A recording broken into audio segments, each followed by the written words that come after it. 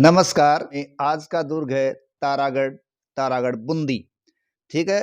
तारागढ़ बूंदी का एक विशाल किला है। ध्यान रखें, दूसरा तारागढ़ एक अन्य तारागढ़ है जो अजमेर में है, लेकिन आज हम जिस दुर्ग की बात कर रहे हैं वो बूंदी का तारागढ़ है।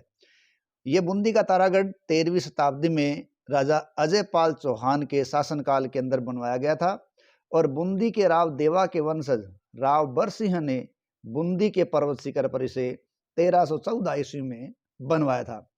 किले की बाहरी दीवार का निर्माण 18वीं सदी में फौजदार दलील ने करवाया था। वह कुछ समय तक जयपुर रियासत के एक सामंत के रूप में यहाँ पर शासन कर रहा था।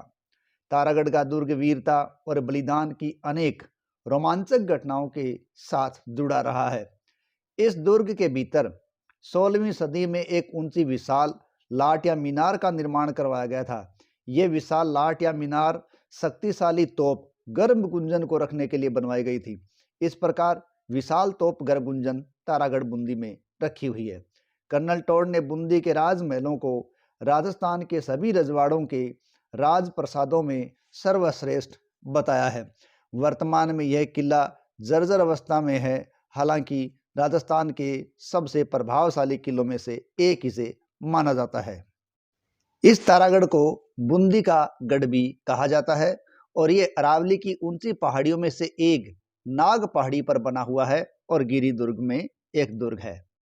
कहा जाता है कि बूंदी का यह किला 1426 फीट पर्वत शिखर पर बना हुआ ऊंचाई पर है, जिस कारण धरती से आकाश के तारे के समान ये दिखाई देता है और इसी कारण कहते हैं इसका नाम तारागढ़ रखा गया है।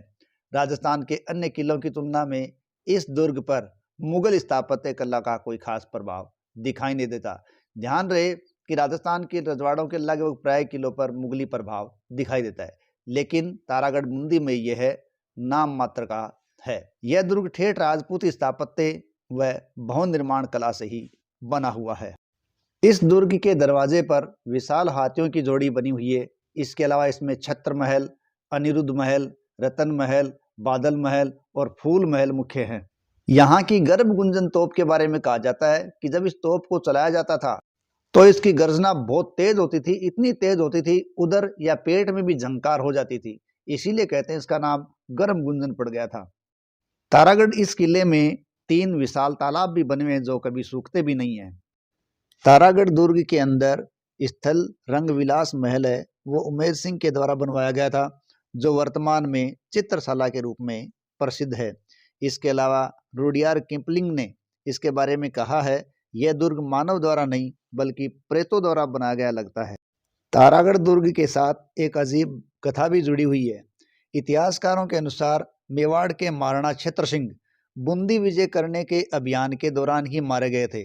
तब उनके पुत्र महाराणा लाखा ने बूंदी विजय प्रतिज्ञा कर ली थी, लेकिन काफी प्रयासों के पश्चात वो इस बूंदी पर अधिकार नहीं कर सके, तो लास्ट में उन्होंने मिट्टी का एक नकली गढ़ बनवाया और उसे ध्वस्त कर अपनी प्रतिज्ञा पूर्ण की। लेकिन ये क्या, हाड़ा चौहानों ने तो इस नकली दुर्ग की रक्षा के लिए भी अपने प्राणों की बाजी लगा दी थी। तो ऐसा था तारागढ़ बूंदी का दुर्ग।